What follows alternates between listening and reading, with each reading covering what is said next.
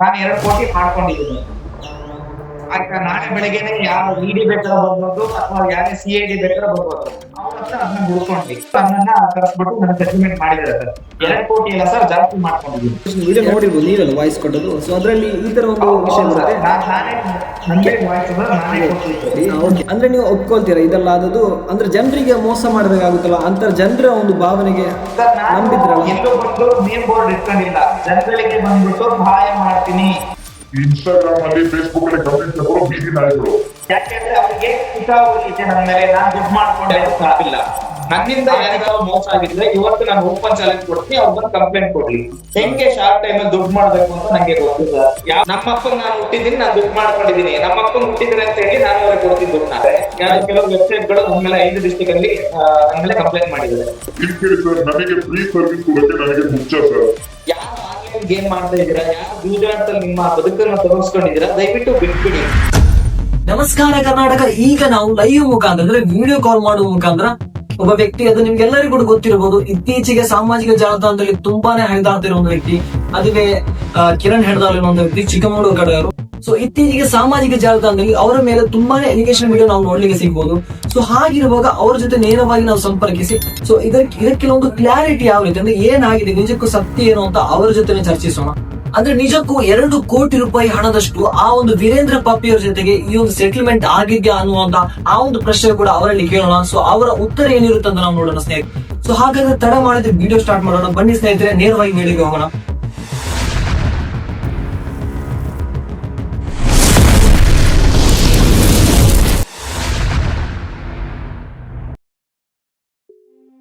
ಈಗ ನೇರವಾಗಿ ವಿಷಯಕ್ಕೆ ಬರ್ತೀನಿ. ನಾನು ಜಾಸ್ತಿ ಏನಂದ್ರೆ ಟೈಮ್ ತಗೊಳ್ಳೋಣ. ಓಕೆ, ಕಿರಣ್ ಅಣ್ಣ, ಈಗ ನಿಮ್ಗೆ ಗೊತ್ತಿದೆ ಅಂತ ನಂಗೆ ಗೊತ್ತಿಲ್ಲ. ಇತ್ತೀಚೆಗೆ ನಾವು ನಮ್ಮ ಯೂಟ್ಯೂಬ್ ಚಾನಲ್ ಅಲ್ಲಿ ಒಂದು ವಿಡಿಯೋ ಮಾಡಿದ್ವಿ, ಅಂದ್ರೆ ನಿಮ್ಮ ಒಂದು ಬೆಟ್ಟಿಂಗ್ ಆಪ್ಸ್ ಗಳ ಮುಖಾಂತರ ಯಾವ ರೀತಿ ಲಾಸ್ ಆಗಿದ್ರಿ ಮತ್ತೆ ಅದರ ಒಂದು ಚರ್ಚೆಗಳೆಲ್ಲ ನಡೆದಿತ್ತು ನಮ್ಮ ವಿಡಿಯೋದಲ್ಲಿ. ಸೊ ಹೀಗಿರುವಾಗ ಇತ್ತೀಚೆಗೆ ಕೆಲವೊಂದು ನಿಮ್ಮ ಬಗ್ಗೆ ಅಲಿಗೇಷನ್ ವಿಡಿಯೋ ನಾನು ನೋಡಿದೆ. ನಿಮ್ಗೆ ಗೊತ್ತಿರ್ಬೋದು, ನಿಮ್ಮ ವಾಯ್ಸ್ ಕೂಡ ಹರಿದಾಡ್ತಾ ಇದೆ. ಸೊ ಇದ್ರ ಬಗ್ಗೆ ಒಂದು ನಮ್ಮ ಜನರಿಗೆ ಕ್ಲಾರಿಫಿಕೇಶನ್ ಕೊಡೋಣ ಅಂತ ಹೇಳಿ ನಾನು ನಿಮ್ಮ ಈ ಒಂದು ಲೈವ್ ಮುಖಾಂತರ ಬಂದಿರೋ ಕಾರಣ ಅಷ್ಟೇ. ಸೊ ಇದ್ರ ಬಗ್ಗೆ ಹೇಳ್ತೀರಾ ಏನು ವಿಷಯ ಅಂತ? ನೋಡಿ ಬ್ರದರ್, ನನ್ನ ಹೆಸರು ಕಿರಣ್ ಹೆಡ್ಗಾವ್ ಅಂದ್ಬಿಟ್ಟು. ನೀವೇನ್ ನನ್ನೊಂದು 3-4 ತಿಂಗಳಿಂದ ನೋಡ್ತಾ ಇದ್ದೀರಾ. ನಾನು ಸೋಷಿಯಲ್ ಮೀಡಿಯಾದಲ್ಲಿ ತುಂಬಾ ವೈರಲ್ ಆಗಿದೆ. ಹೌದು, ತುಂಬಾ ಅದೇ ಕಾರಣಕ್ಕೋಸ್ಕರ ನೀವು ನನ್ನ ನೋಡ್ಕೊಂಡು ನಾನು ಕಾಲ್ ಮಾಡ್ಬಿಟ್ಟು ನನ್ನೊಂದು ವಿಡಿಯೋ ಮಾಡ್ಕೊಂಡಿದ್ರಿ ಅಲ್ವಾ. ನಾಟ್ ಇವನ್ ಸಿಂಗಲ್ ರೂಪಾಯಿನೂ ಎಕ್ಸ್ಪೆಕ್ಟ್ ಮಾಡಿಲ್ಲ ನಿಮ್ಮ ಹತ್ರ. ಮಾಡಿದ್ನಾ? ಇಲ್ಲ ಮಾಡಿಲ್ಲ ಅಲ್ವಾ. ನೋಡಿ ಸರ್, ಈ ಸೋಷಿಯಲ್ ಮೀಡಿಯಾ ಅನ್ನೋದು ತುಂಬಾ ಪವರ್ಫುಲ್ ಸರ್. ನಾನು ಅದನ್ನ ಹೇಗೆ ನನಗೆ ಯಾವ ತರ ಬೇಕು ಅದನ್ನ ನಾನು ಯೂಸ್ ಮಾಡ್ಕೊಂಡಿದ್ದೀನಿ. ನಾನು ಯಾರಿಗೂ ಫ್ರಾಡ್ ಮಾಡಿಲ್ಲ, ಸ್ಕ್ಯಾಮ್ ಮಾಡಿಲ್ಲ. ನನ್ನ ಹಿಂದಿನ ಪರಿಸ್ಥಿತಿ ಹೇಗಿತ್ತು, ನನ್ನ ಇವಾಗಿನ ಪರಿಸ್ಥಿತಿ ಹೇಗಿತ್ತು ಅದನ್ನ ಇಟ್ಕೊಂಡು ವಿಡಿಯೋ ಮಾಡಿದ್ರೆ ಅದು ತುಂಬಾ ವೈರಲ್ ಆಗಿತ್ತು. ಒಂದೊಂದು ವಿಡಿಯೋಗಳು 1 ಮಿಲಿಯನ್ 2 ಮಿಲಿಯನ್ ತುಂಬಾ ಹಿಟ್ ಆಗಿತ್ತು.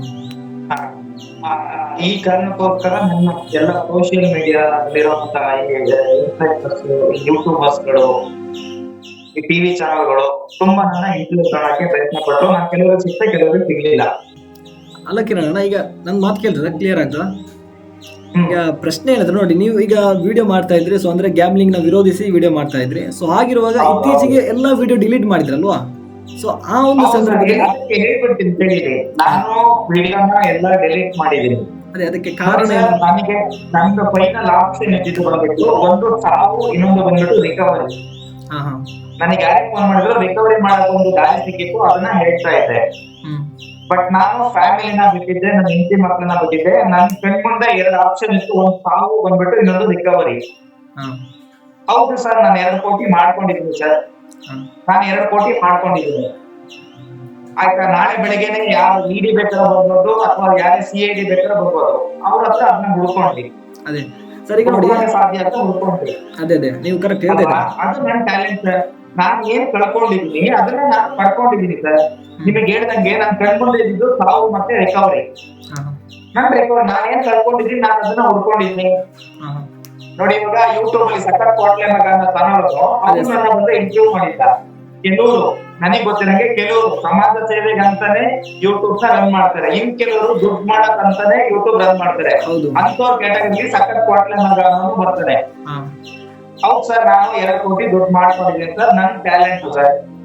ನೋಡಿ ಸರ್, ನಾನ್ ಯಾವ್ದೇ MLA ಅಲ್ಲ, MP ಅಲ್ಲ ಸರ್. ನನ್ ಬಗ್ಗೆ ಅವ್ರೇನು ಅಲಿಗೇಷನ್ ಮಾಡ್ಬಿಟ್ಟು ನನ್ನ ಬಗ್ಗೆ ವಿಡಿಯೋ ಹಾಕಿ ನಾನು ನಾಳೆ ಬೆಳಿಗ್ಗೆ ಹೋಗ್ಬಿಟ್ಟು ರಾಜೀನಾಮೆ ಕೊಡೋ ಅವಶ್ಯಕತೆ ನನಗಿಲ್ಲ ಅಲ್ವಾ? ಈಗ ಅದೇ ಈಗ ಅದ್ರಲ್ಲಿ ಒಂದು ವಿಷಯ ಬರುತ್ತಲ್ಲ, ನೀವು ಆ ಅಲಿಗೇಷನ್ ವಿಡಿಯೋ ನೋಡಿರ್ಬೋದು, ನೀವೆಲ್ಲ ವಾಯ್ಸ್ ಕೊಟ್ಟದು. ಸೊ ಅದ್ರಲ್ಲಿ ಈ ತರ ಒಂದು ವಿಷಯ ಬರುತ್ತೆ. ಓಕೆ, ಅದು ನೀವು ಮೋಟಿವೇಶನ್ ಸರ್. ಜೀವನದಲ್ಲಿ ಪ್ರತಿಯೊಬ್ಬ ಮನುಷ್ಯನಿಗೂ ಒಂದು ಯೂಟರ್ನ್ ಇರುತ್ತೆ. ನಾನ್ ಕಣ್ ಮುಂದೆ ಇದ್ದಿದ್ದು ರಿಕವರಿ ಮತ್ತೊಂದು ಸಾವು. ನಾನು ಸತ್ತೋಗಿದ್ರೆ ಇವತ್ತು ಮುಂದೆ ಕುತ್ಕೊಂಡು ಮಾತಾಡಕ್ ಆಗ್ತಾ ಇರಲಿಲ್ಲ. ನಾನು ಇವತ್ತು ರಿಕವರಿ ಮಾಡ್ಕೊಂಡಿದ್ದೀನಿ ಸರ್. ಲಕ್ಷಾಂತರ ಕೋಟಿ ಸ್ಕ್ಯಾಮ್ ಮಾಡಿದ್ದಾರೆ ಸರ್, ಸಾವಿರಾರು ಕೋಟಿ ಸ್ಕ್ಯಾಮ್ ಮಾಡಿದ್ದಾರೆ. ನಾನು ಕಳ್ಕೊಂಡಿದ್ದು ನಾನು ಪಡ್ಕೊಂಡಿದ್ದೀನಿ ಸರ್. ತಪ್ಪಿದ್ಯಾ ಅದರಲ್ಲಿ? ತಪ್ಪಲ್ಲ ಸರ್, ಅದು ಕರೆಕ್ಟ್, ನೀವು ಹೇಳೋದು ಕರೆಕ್ಟ್. ಈಗ ವಿಷಯ ನೋಡಿ, ಅಂದ್ರೆ ನೀವು ಒಪ್ಕೊಳ್ತೀರಾ ಇದೆಲ್ಲ ಆದದ್ದು ಅಂದ್ರೆ ಜನರಿಗೆ ಮೋಸ ಮಾಡಿದಾಗ ಆಗುತ್ತಲ್ಲ ಅಂತ ಜನರ ಒಂದು ಭಾವನೆಗೆ ನಂಬಿದ್ರಲ್ಲ. ಎಲ್ಲೂ ಬಂದು ನೇಮ್ ಬೋರ್ಡ್ ಇಟ್ಕೊಂಡಿಲ್ಲ. ಜನಗಳಿಗೆ ಬಂದ್ಬಿಟ್ಟು ಸಹಾಯ ಮಾಡ್ತೀನಿ, ನಿಮಗೆ ಬಂದ್ಬಿಟ್ಟು ನ್ಯಾಯ ಕೊಡ್ತೀನಿ ಅಂತ ಎಲ್ಲೂ ಬಂದು ನೇಮ್ ಬೋರ್ಡ್ ಇಟ್ಕೊಂಡಿಲ್ಲ ನಾನು. ನೋಡಿ, ನನ್ನ ಜೀವನದಲ್ಲಿ ಏನಾಯ್ತು, ನಾನು ಅದನ್ನ ಸೋಷಿಯಲ್ ಮೀಡಿಯಾದಲ್ಲಿ ಹಾಕೊಂಡಿದೀನಿ. ನನ್ನ ಫಾಲೋ ಮಾಡ್ಕೊಂಡ್ರು ಜನಗಳು. ನನ್ನ ಹತ್ರ ಏನು ಒಂದು ನಾಲೆಡ್ಜ್ ಇತ್ತು ಅದನ್ನ ಶೇರ್ ಮಾಡಿದೀನಿ, ಯಾವ ತರ ರಿಕವರಿ ಮಾಡ್ಕೋಬಹುದು ಅಂತ ನಿಮ್ಗೆ ಹೇಳಿದೀನಿ. ನೋಡಿ, ಈ ಕಮೆಂಟ್ಸ್ ಹಾಕೋರು ಬಂದ್ಬಿಟ್ಟು ಬೀದಿ ನಾಯಿಗಳು. ಇನ್ಸ್ಟಾಗ್ರಾಮ್ ಅಲ್ಲಿ, ಫೇಸ್ಬುಕ್ ಅಲ್ಲಿ ಕಮೆಂಟ್ಸ್ ಹಾಕೋರು ಬೀದಿ ನಾಯಿಗಳು. ನೋಡಿ ಸರ್, ನನ್ನ ಪ್ರತಿ ಒಂದು ವಿಡಿಯೋಗಳು ನೋಡಿ, ನನಗೆ 45,000 ಜನ ಫಾಲೋವರ್ಸ್ ಇದ್ದಾರೆ. ನನ್ನ ಪ್ರತಿಯೊಬ್ರು ಅಪೋಸ್ ಮಾಡಂಗಿದ್ರೆ 45,000 ಕಮೆಂಟ್ಸ್ ಬರ್ಬೇಕಾಗಿತ್ತು. ಯಾಕೆ ಈ ತರ ನಾಯಿಗಳು ಒಂದು 10 ಜನ 20 ಜನ ಕಮೆಂಟ್ಸ್ ಹಾಕ್ತಾರೆ? ಯಾಕೆಂದ್ರೆ ಅವರಿಗೆ ತಿಕ್ಕಾವರಿ ಇದೆ ನನ್ನ ಮೇಲೆ, ನಾನ್ ದುಡ್ಡು ಮಾಡ್ಕೊಂಡೆ ಅಂತ. ಆ ತಿಕ್ಕಾವರಿ ಇರೋದಿಗೆ ನನ್ನ ಬಗ್ಗೆ ಬಂದ್ಬಿಟ್ಟು ಅಪೋಸ್ ಆಗಿ ಅವ್ರ ಕೈಲಿ ಏನು ಕಿತ್ಕೊಳಕ್ ಆಗಲ್ಲ ಅಂದ್ಬಿಟ್ಟು ಅವ್ರು ಕಮೆಂಟ್ಸ್ ಹಾಕ್ತಾರೆ. Simple sir. ನಾನು ಯಾರಿಗೂ ಇವತ್ತಿನ ಬಂದ್ಬಿಟ್ಟು ಏನ್ ಮಾಡಿ ಅದು ದುಡ್ಡಿರುತ್ತೆ ಅಂತ ಯಾರಿಗೂ ಹೇಳಿಲ್ಲ. ಅದು ಫಸ್ಟ್ ಕ್ಲಾರಿಫಿಕೇಶನ್ ನೀಡಿ. ಹೌದು, ಓಕೆನಾ? ಹಾಗೆ ನಂಗೆ ಸಾವಿರಾರು ಜನಗಳು ಬರುತ್ತೆ. ನಾನು ಎಲ್ಲರಿಗೂ ರೆಸ್ಪಾನ್ಸ್ ಮಾಡಿದ್ದೀನಿ. End of the moment suicide ಮಾಡ್ಕೊಂಡವರು ನಾನು ಕಾಲ್ ಮಾಡಿದ್ದಾರೆ. ಅವರಿಗೂ ಹೇಳಿದ್ದೀನಿ ನಾನು, ನೋಡಿ ಬ್ರದರ್, ಜೀವನದಲ್ಲಿ ಪ್ರತಿಯೊಬ್ಬ ಮನುಷ್ಯರಿಗೂ ಒಂದು ಯುವಕನ ಬರ್ದೇ ಬರುತ್ತೆ, ಸ್ವಲ್ಪ ತಾಳ್ಮೆ ಇರಲಿ ಅಂತ. ಹೌದು, ಆಕ್ಚುಲಿ ನೋಡಿ, ನನ್ನ ವಿಡಿಯೋಗಳು ಬಂದ್ಬಿಟ್ಟು ಮೋಟಿವೇಶನ್ ಸ್ಪೀಚ್ ಇರುತ್ತೆ. ನಾನು ಏನೇ ಮಾತಾಡೋದು ಕಳ್ಕೊಂಡಿರೋರಿಗೆ ಮೋಟಿವೇಶನ್. ಅದೇ ತುಂಬಾ ನೋಡಿದೆ. ಅಂದ್ರೆ ಸೋಷಿಯಲ್ ಮೀಡಿಯಾ ಅಂತ ಇದೆಯಲ್ಲ, ಇಲ್ಲಿ ಬಂದ್ಬಿಟ್ಟು ಕಮೆಂಟ್ಸ್ ಗಳು, ಈ ಫೇಸ್ಬುಕ್ ಅಲ್ಲಿ, ಇನ್ಸ್ಟಾಗ್ರಾಮ್ ಅಲ್ಲಿ ಕಮೆಂಟ್ಸ್ ಗಳು. ನೀವು ಬೀದಿಲಿ ಹೋಗುವ ನಾಯಿಗೆ ಒಂದು ಮೊಬೈಲ್ ಕೊಟ್ರೆ, ಒಂದು ಸ್ಮಾರ್ಟ್ ಫೋನ್ ಕೊಟ್ರೆ, ಆ ನಾಯಿಗೂ ಬಂದು ಕಮೆಂಟ್ಸ್ ಹಾಕುತ್ತೆ. ಅದಕ್ಕೆ ಹೇಳ್ಕೊಟ್ರೆ ಆ ನಾಯಿಗೂ ಬಂದು ಕಮೆಂಟ್ಸ್ ಹಾಕುತ್ತೆ. ಆ ಕಮೆಂಟ್ಸ್ ಇದೆ ನಾವು ತಲೆ ಕೆಡಿಸ್ಕೊಳ್ಳಲ್ಲ ಸರ್. ಜನರಿಗೆ ಹೇಳ್ತೀನಿ ಸರ್, ನೋಡಿ ಸರ್, ಯಾರ ಜೀವನದಲ್ಲೂ ಎಲ್ಲರ ಜೀವನದಲ್ಲೂ ಒಂದು ಯೂಟರ್ನ್ ಅಂತ ಬರುತ್ತೆ ಸರ್. ದಯವಿಟ್ಟು ವೇಟ್ ಮಾಡಿ. ನಾನು ಡೇ 1 ವಿಡಿಯೋ ನೋಡಿರ್ತೀನಿ ನೀವು. ನಾನು ಟೀಮ್ ಒನ್ ಇಂಡಿಯಾದಲ್ಲಿ ಮಾತಾಡೋದು ಅವ್ರಿಗೆ ಹೇಳಿದೀನಿ, ಮತ್ತೆ ಕಮ್ ಬ್ಯಾಕ್ ಆಗ್ತೀನಿ ಅಂತ. ಕಮ್ ಬ್ಯಾಕ್ ಮಾಡ್ಕೊಂಡಿದ್ದೀನಿ ಸರ್. ನಾನ್ ಮೋಟಿವೇಶನ್ ಸರ್, ಜನಗಳಿಗೆ ನಾನು ಮೋಟಿವೇಶನ್. 5 ಲಕ್ಷ 10 ಲಕ್ಷ ಸಾಲ ಮಾಡ್ಕೊಂಡು ಸೂಸೈಡ್ ಮಾಡ್ಕೊಂಡು ತಗೊಂಡಿದ್ದಾರೆ. ದಯವಿಟ್ಟು ಆ ಕೆಲಸಕ್ಕೆ ಯಾರು ಕೈ ಹಾಕ್ಬೇಡಿ.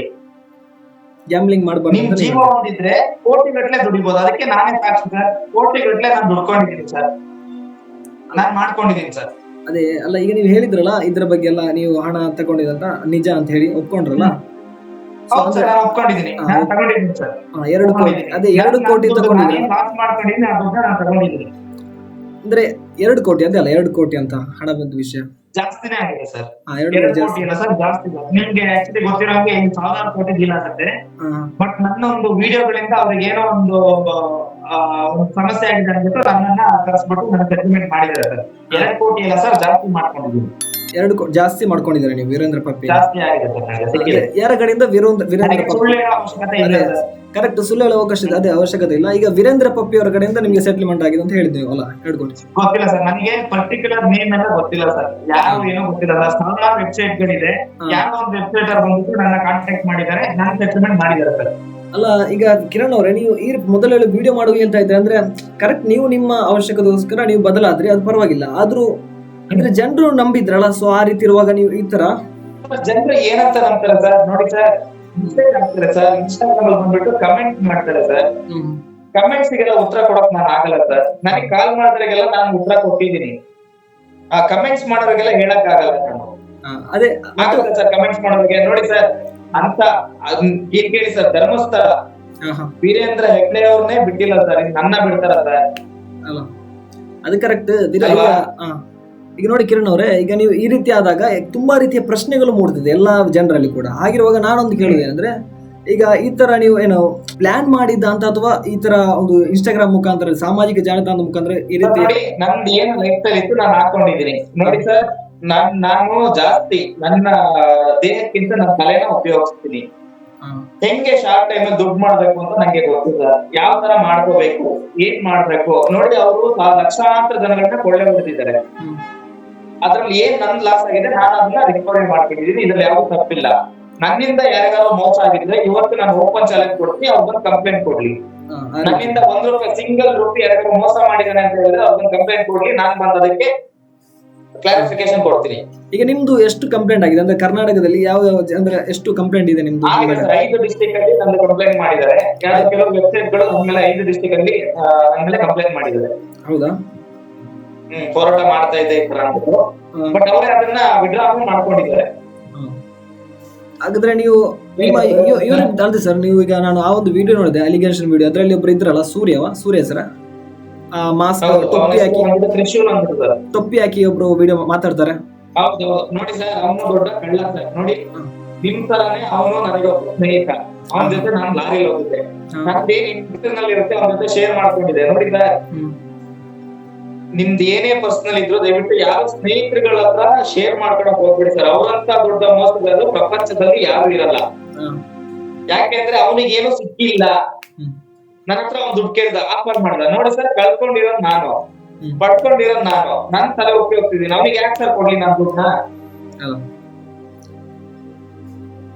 ಮತ್ತೊಬ್ರು ಇದ್ರಲ್ಲ, ಅವ್ರು ನಿಮ್ಮ ಫ್ರೆಂಡ್, ಇನ್ನೊಬ್ರು ತರಲೆ ನನ್ನ ಮಗ ಸಕ್ಕತ್ ಕ್ವಾಟ್ಲೆ ಮಗ ನಿಂತರ್ನೆ ಅವ್ರು ನನ್ನ ಇಂಟರ್ವ್ಯೂ ಮಾಡಿದವರು.